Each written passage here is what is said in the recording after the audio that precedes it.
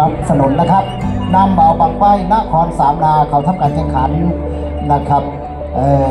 ปัจจัยการตลาดนะครับมาบริมามือเปล่านะครับเอามารวมรุนเชียร์กับพี่กับน้องนะครับท่านรองนายกทางสมาคมแฟนพันเตียรองนายกเขาไปคุยได้ครับกับปานิชนะครับปัจจัยการตลาดครับสจอำเภอหนองจรวย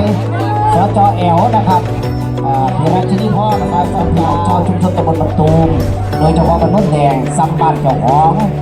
นะครับขอบคุณผู้ใหญ่ใจดีประธานที่ปรึกษาใหญ่24โครงการทีผู้น้อยสเตเดียมด้วยกันเด้อ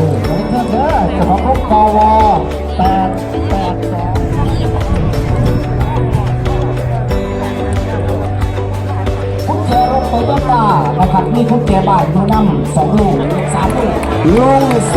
าโปรเตเดอร์ไหล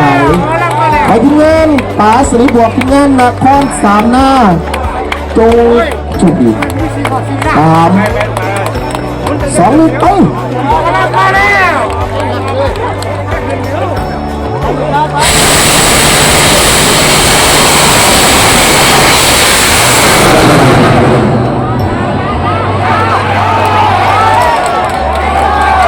ไปไปไป